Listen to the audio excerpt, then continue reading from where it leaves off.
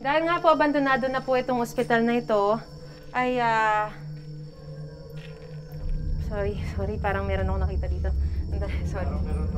Oh my God! Ano ba yun nasa gilid? Kinilabutan ako. Oh my God, sandali. So, kanina magsasalita na sana ako, pero bigla akong merong napansin na parang gumalaw dito sa kaliwang bahagi ko. Kaya na-distract ako. Tapos kasunod na kagad nun, parang bigla akong nanlamig. Parang kinilabutan ako. So, hindi ko na tuloy yung sasabihin ko. Tapos biglang, nung nagsalita ako na parang meron ako naramdaman, sabi rin nung cameraman ko, parang meron din siyang napansin. Tapos kanina rin, nung mga panahon din na yun, parang nagluloko yung audio kahit wala namang ginagawa na kakaiba o wala namang binabago. So, medyo may naramdaman lang ako dito sa parting to. So, kung ano man po yun, tabi-tabi po, pasensya na po, makikiraan lang. Hindi man personal na nasaksihan ni Tatay Ricardo ang aking naramdaman, nakatitindig balahibo kung paanong tumugma sa mga napansin namin ang kanyang mga sumunod na isiniwalat. Tay, ano po ba tong lugar na to? Ano po ba yung kwento dito sa lugar na to? Bakit parang may na-sense po ako? Dito yung minakita rito yung babaeng walang ulong kumakain, yung mga tao lumapit, makikikain. Saka ano talaga rito, puno ng baliti. So dito talaga may nakikita? May nakikita rito Kasi kanina pa tayo naglalakad dito, parang wala naman akong nasa-sense. So nagparamdam siya Nagparamdam ngayon? siya, mayroon. Oo. Kayo po personally, meron kayong nakita o naramdaman dito? Meron, dito talaga. Anong nakita Walang nila? ulo yung babae, nakaputi. Nakita nila pumasok dito. Talagang klarong-klaro? Kitang-kita, klaro. Dito yon? Kailan po nangyari yon? Nung patapos ng pinatubo. Sandaling natigilan ako sa kwento, pero tuloy lang ang aking trabaho. Dahil nga po, abandonado na po itong ospital na ito, putol na rin po yung linya ng kuryente, so wala na po silang source ng kuryente rito. At ang tanging source namin ng ilaw sa pag-explore nitong ospital na ito ay ang gamit-gamit po naming flashlight dito sa cellphone.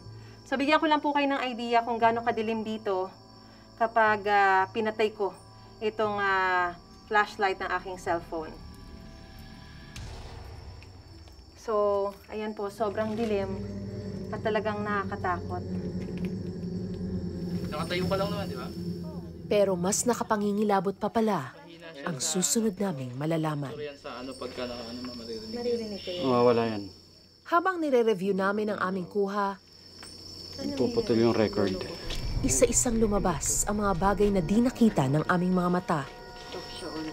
At mga tunog na di namin narinig habang nagsushoot. Kasi kanina pa tayo naglalakad dito, parang wala naman akong nasa-sense. So, nagparamdam siya ngayon? Mayroon. Sa gitna ng pag-uusap namin ni Tatay Ricardo tungkol sa nagpapakitang babaeng walang ulo, may maririnig kang sumingit na buntong hininga sa aking maliit na mikropono. Kasi kanina pa tayo naglalakad dito, parang wala naman akong nasa-sense. Kapansin-pansin na pagkatapos lang ng buntong hininga, ay agad ako nagsalita. Kasi kanina pa tayo naglalakad. Kaya't imposibleng sa akin ang galing ang tunog. Dahil nang subukan kong magbuntong hininga, Nasa-sense.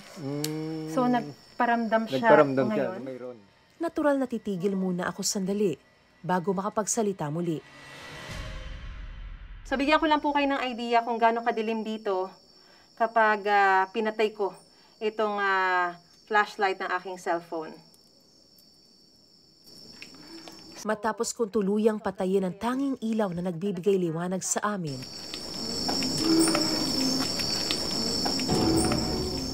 at habang naglalakad kami sa pasilyo kung saan banda nagpakita raw ang babaeng pugutang ulo,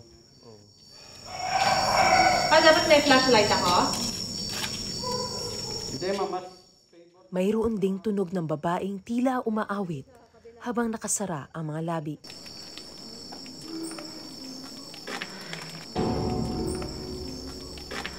So bigyan ko lang po kayo ng idea kung gaano kadilim dito. Pero bakit natignan namin ito sa isa pang kamera na sabay na kumukuha rin sa aming mga galaw? Walang maririnig na nagaham dito. So, ayan po, sobrang dilim at talagang nakakatakot. May nahagip din ang aming kamera na itim na bilog na biglang gumalaw. At tila puting orb o hugis bilog na lumulutang paitaas sa may puno ng balete. Base sa paliwanag ng ilang paranormal expert, magkaiba ang dust orb na dulot lamang ng alikabok at spirit orb na gawa ng di maipaliwanag na elementong aming nakunan. Ang mga dust orb daw ay tuloy-tuloy ang paggalaw. Di tulad ng orb na ito na humihinto-hinto. Nagloloko siya. Nag-i-isa yun ah. Nag-i-stop siya. Sa di may paliwanag ding dahilan, ang kamerang hawak ng isa kong kameramang si Aldrin ay paulit-ulit na tumitigil ang recording ilang segundo lang pagkatapos pindutin ang record button. Kahit na wala naman siyang ginagalaw. Yan, hindi ko ginagalaw. Nagpasya na kaming bumaba at pagdating namin sa second floor ng ospital, may nahagip din ang aming kamera na tila gumagalaw na puting imahe sa may gilid ng bintana. Tila isang katawan ng babaeng sumisilip at unti-unting lumalayo.